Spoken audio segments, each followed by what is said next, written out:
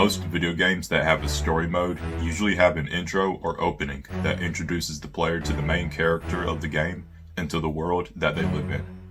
Some intros are okay, some are good, and some are so great and memorable that you'll never forget experiencing it for the first time.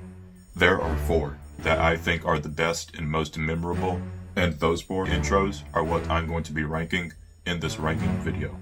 Mad Alliance and everyone watching, how's life going for you?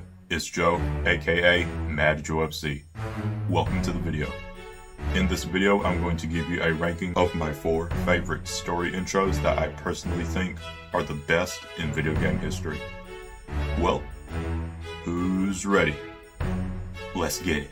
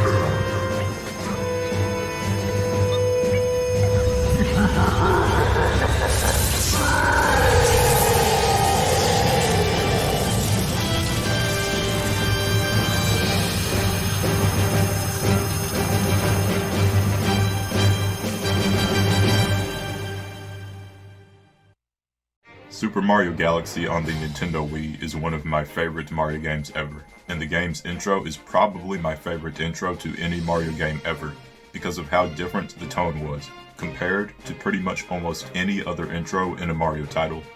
It looked and felt pretty cinematic too, which is something I really liked about it.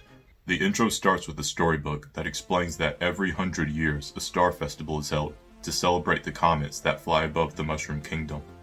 I really like the intro already from the very beginning because this is one of the first times in a Mario game where there is a true concrete story that's being told in a story mode Mario game. It's this opening that explains where Power Stars came from and how they were created.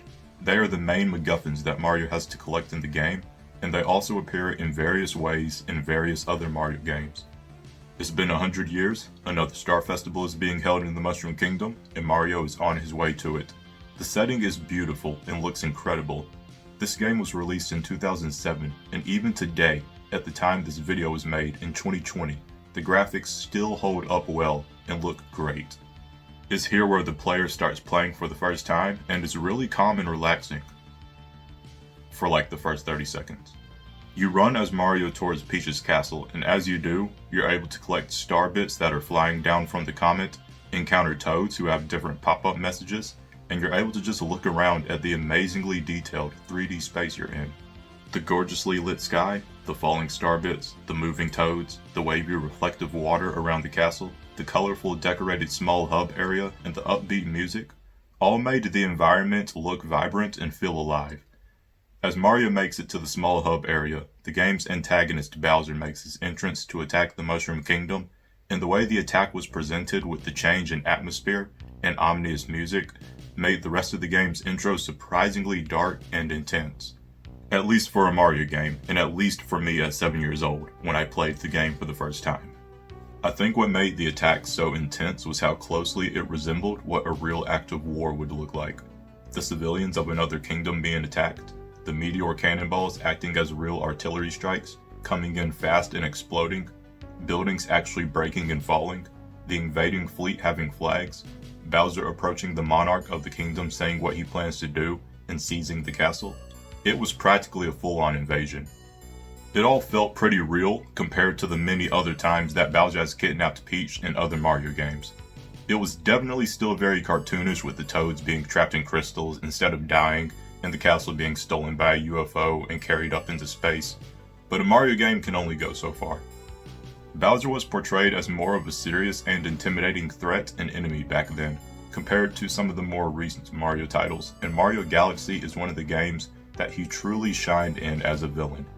Like I said earlier, this Mario game was one of the first to have somewhat of an actual concrete story told in its story mode. So Bowser actually has a true goal in this game other than just kidnapping Princess Peach. He wants to rule the entire universe and have her by his side. You start running as Mario towards Peach's castle again, but now in an attempt to save her while having to dodge meteor cannonballs being shot at you from a fleet of airships surrounding the castle. When I played this part for the first time as a kid, it had turned from calm and relaxing to frightening and suspenseful.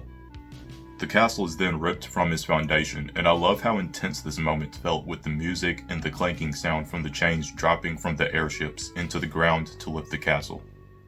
As the castle is lifted into space, one of Bowser's minions, Kamek, destroys the bridge that Mario was connected onto the castle, which sends him flying through space onto a small planet across the universe, where Mario's journey begins.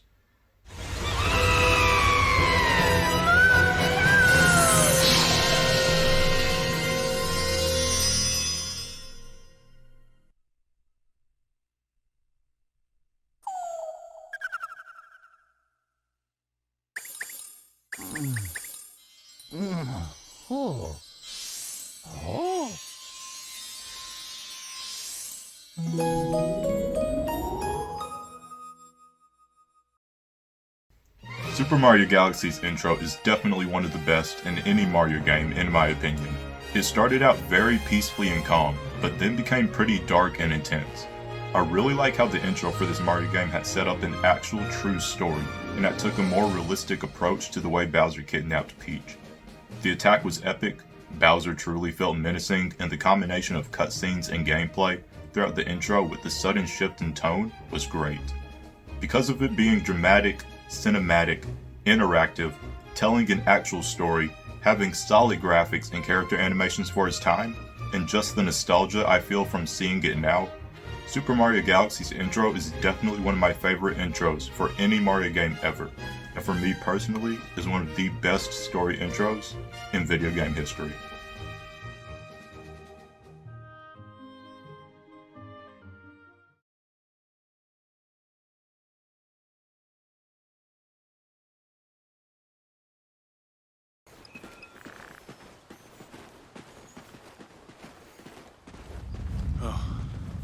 Trimmer there. Those things used to freak the hell out of your mother.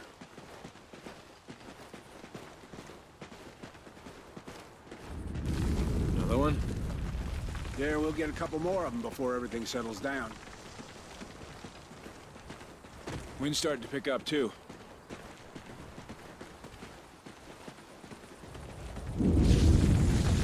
Dad? Let's just get to the house. Make sure nothing got damaged.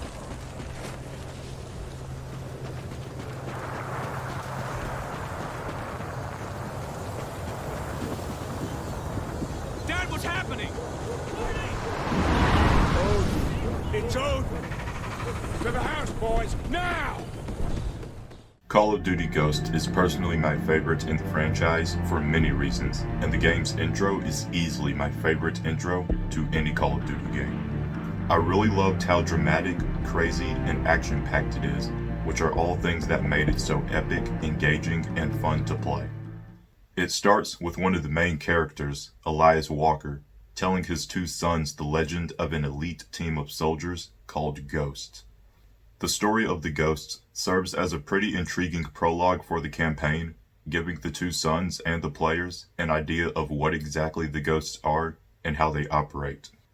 Out of just 60 men from multiple Tier 1 teams sent to a hospital to put down 500 enemy fighters and protect the civilians there, the Ghosts were the only team still alive after 3 days of bloodshed.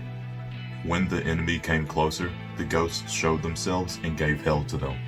I love how the Ghosts are described here as being more than just soldiers.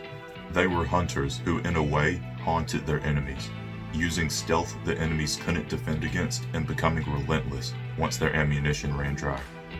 In the end, only one enemy had survived, and when he was found, he had warned others of an unstoppable and somewhat supernatural force: the ghosts.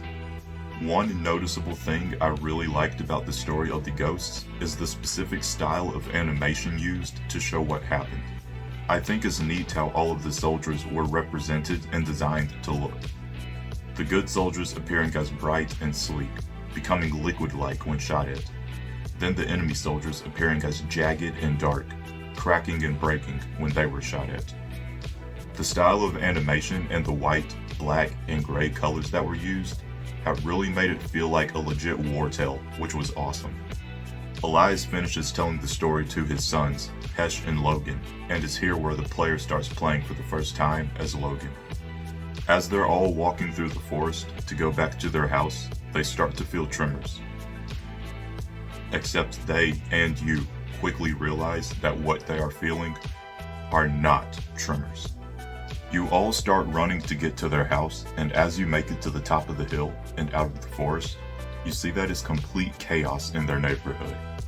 I really like how the game's story unfolds here. At first, the two sons are just casually in the forest with their dad, and then a minute later, you're running through a suburban neighborhood that's being blasted by something unknown from the sky. It had turned so quickly from peaceful and calm to frightening and intense.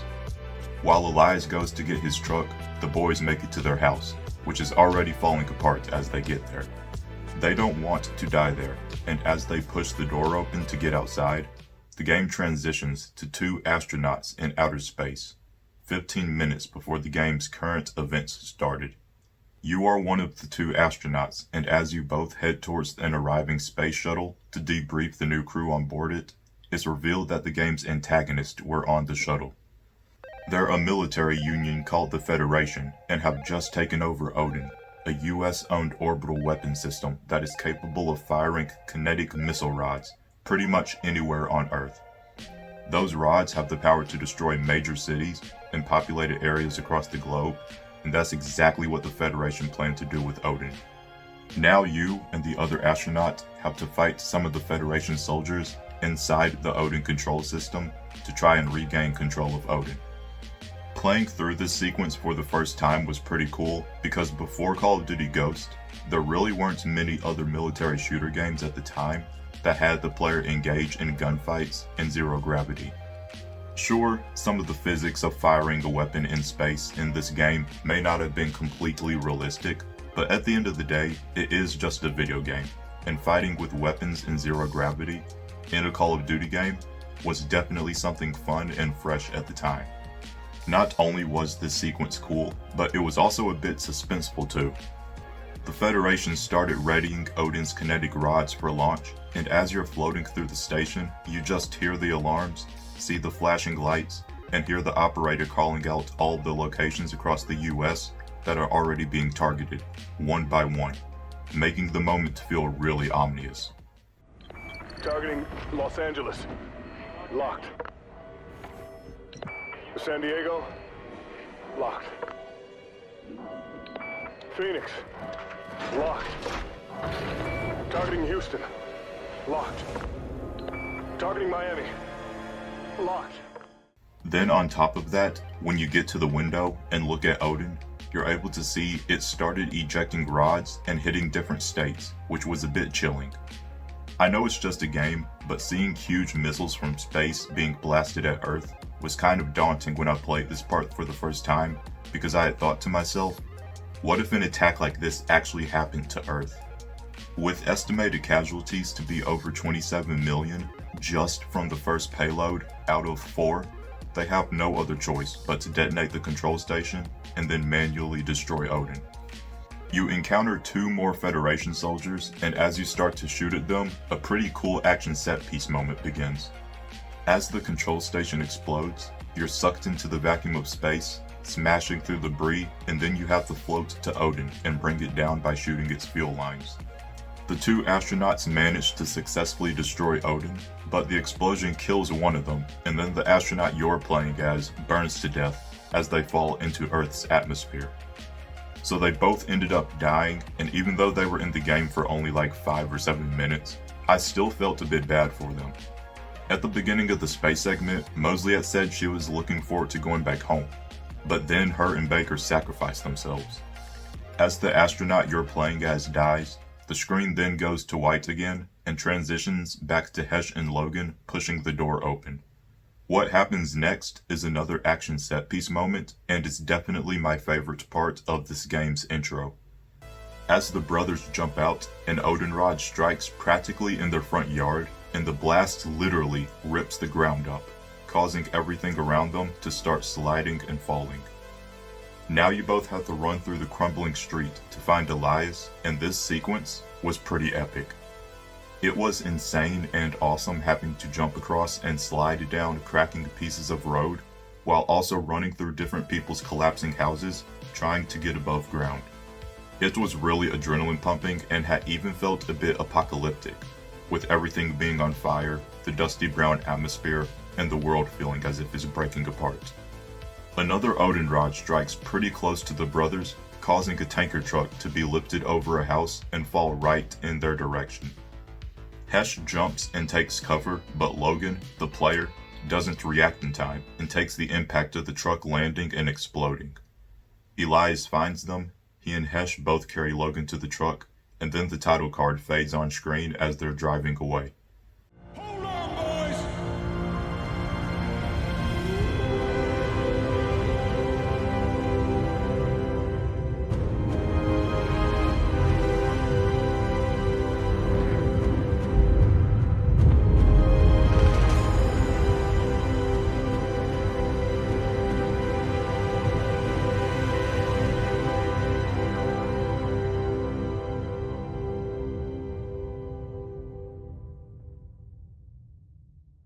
The first time I played this game, seeing an entire city being blown to Kingdom Come from the perspective of the character I was playing as, accompanied with the choice of music playing, topped with the title of the game fading in, had honestly gave me so many goosebumps, and still gives me goosebumps every time I watch it. The intro for Call of Duty Ghost was freaking epic and sick as heck. Despite the game's overall reception, I think it's something most people who have played the game can agree on. When I played it for the first time, because of the animations, voice acting, script, music, and visuals, it had actually felt like the game's intro was the opening to a movie. I know the game's graphics aren't the best compared to today's standards, but at the time, it looked pretty good, and had played a small part in giving the game's intro that movie-like feel. I like that it starts the main story and plot fairly quickly. It provides monologue with an interesting style of animation that briefly explains to the player who the ghosts are, and then it puts you in the gameplay and immediately ramps up. This 12-minute intro has 3 different playable sequences that are all a lot of fun to play through. They all have amazing action set pieces, they all make you feel tense, and all make your adrenaline rise. All of those things being what most people would want to have and feel in a military story mode game. I've also played through the entire campaign of Call of Duty Ghost at least 7 times, if not more, and it's all of those things that made the game's intro enjoyable to replay every single time that I did. I like that the attack truly felt like an invasion on the United States, and I think one thing that helped with that was having it happen when the main characters were still just regular people, before they became soldiers. Players got to see the attack through the eyes of an average civilian, and got to see an idea of how ordinary people would react if something like that was to actually happen. Then it had that fantastic shot of the main characters riding off as Los Angeles is shown being blasted in the background, with the grand music playing and the game's title appearing as well. The intro for Call of Duty Ghost is one that gives me great memories from my childhood every time I watch it, and one that will always be special to me because of how much fun I had playing it many times over. It's engaging, intense, dramatic, wild, suspenseful, and action-packed, which all made it tons of fun to play, and in my personal opinion, is one of the best story intros in video game history.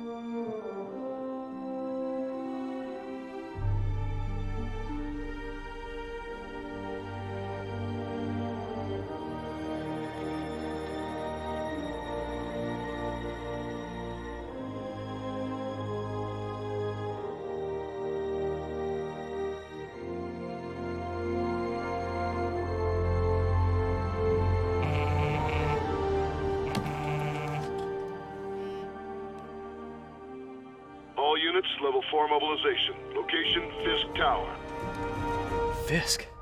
Marvel's Spider-Man PS4 is the first Spider-Man video game I've ever played, and just the game's intro alone had let me know that it would probably be the best Spider-Man video game I've ever played. There's actually quite a lot to point out and talk about from such a short opening scene that makes it so amazing. It's subtle, yet has a lot packed into it, and in just 2 minutes it sets the tone for the story and tells you everything you need to know about this version of Peter Parker and Spider-Man. It shows the personal stakes, like the people who he cares about and loves. It shows different villains that already exist and that he's already fought against most of his main comic book rogues gallery, letting the player know that this Peter Parker has been Spider-Man for a good few years now and is more experienced. It shows that he's a scientist and is very crafty, having incorporated technology into the mask of his suit and has synced a police communication system into his phone. He's a superhero, but also still just a regular person going through the daily struggles of life, like having trouble paying his bills. It shows that in this universe, other superheroes exist and that Peter has crossed paths with some of them, like Tony Stark and possibly Reed Richards.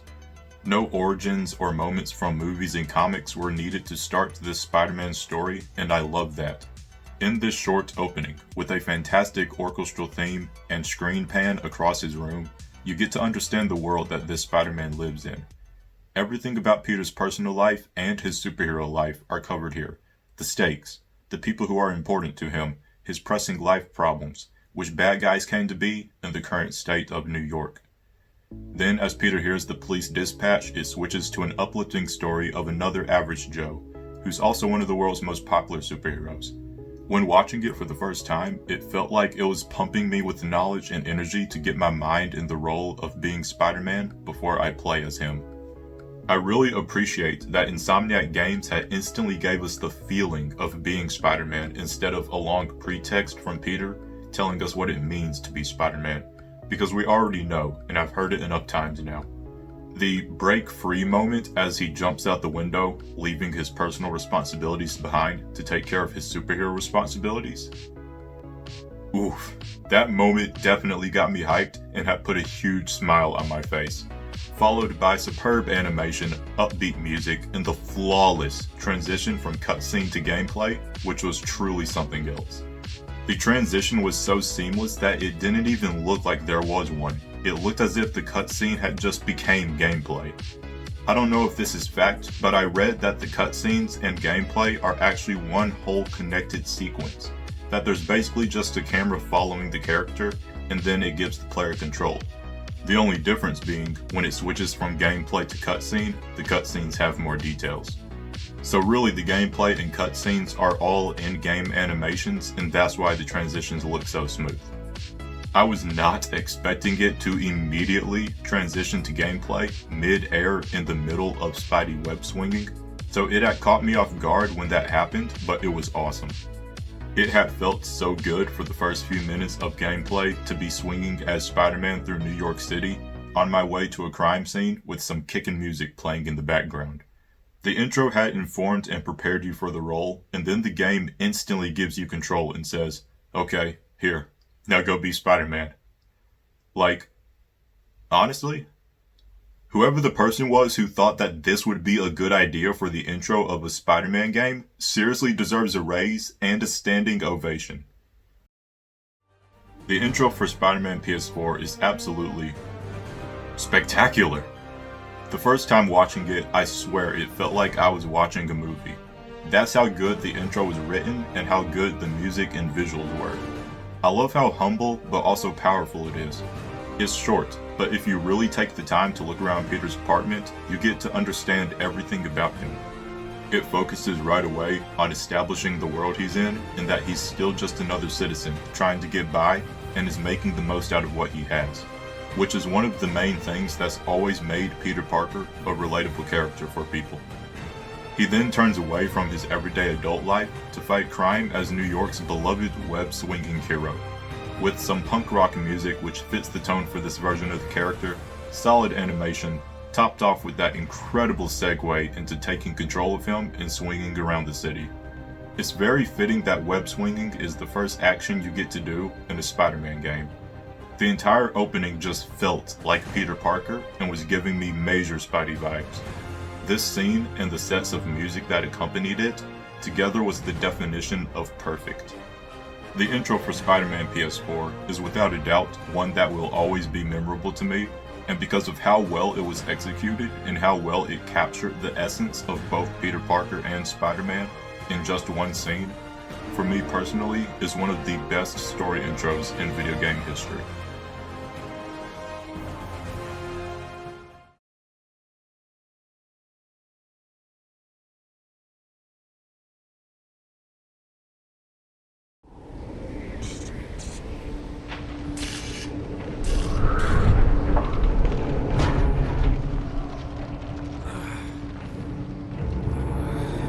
What's going on?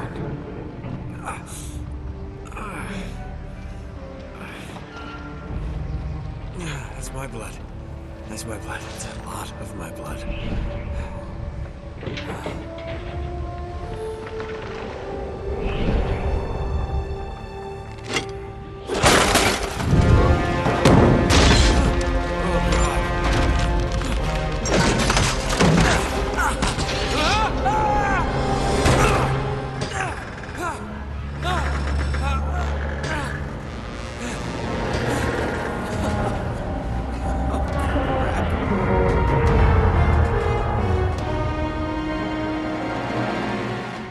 Uncharted 2 Among Thieves is definitely among my list of favorite video games, and the game's intro is without question my favorite story intro in video game history.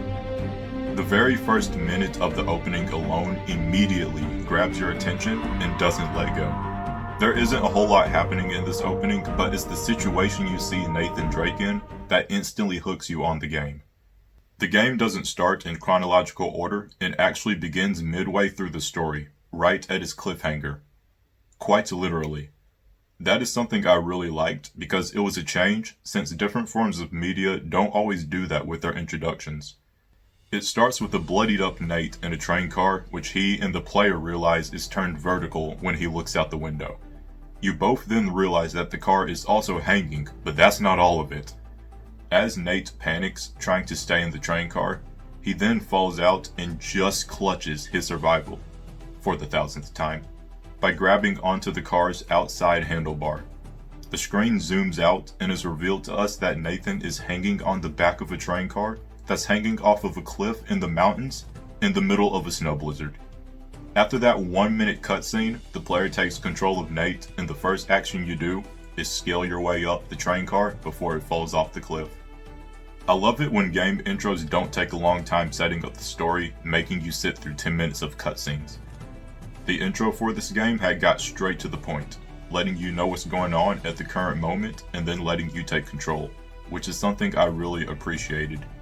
As I was playing this part for the first time and seeing the situation Nate was in, I had this uneasy but also exciting thought of, what the frick kind of trouble has Nate got himself into? This time! Even though there isn't much going on during the actual gameplay, it's the tension and suspense you felt while trying to climb to the top of the train car for the first time that made it so engaging. While you're climbing, rocks fall towards you and different pieces of the car are breaking that you're using to climb. All of that causes you to have to move all the way around the outside and inside of the car until you reach the top. Having to move in a condensed linear spiral direction to the top and all of the different obstacles you have to avoid while climbing is what makes the gameplay here still engaging and fun when replaying it. Then when you make it to the top and hop onto the next attached car, both of them start to slide off the ledge. And in good old Nathan Drake fashion, you have to run through the train car to make it out the other side, to jump on the ledge before the cars fall, which was just awesome.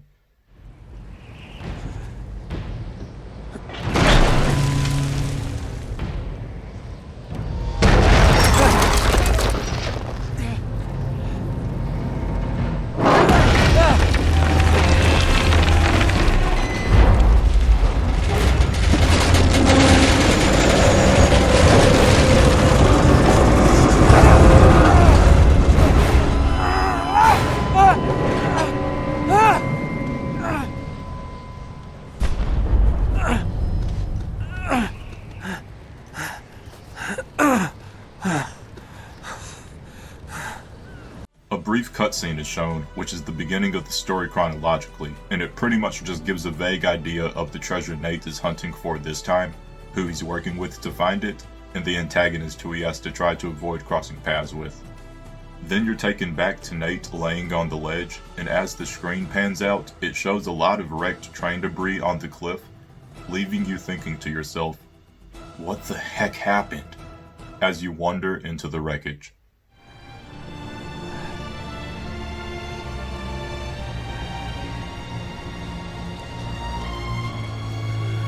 How can I not be dead?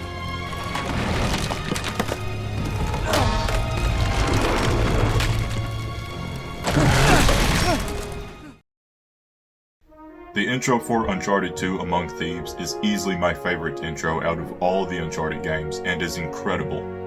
I love how it instantly starts off with Nathan Drake in a perilous situation and immediately throws you into the gameplay, which is what makes you interested in the game right away. My first time seeing and playing Uncharted 2 was on the remastered version, shortly before the release of Uncharted 4 A Thief's End.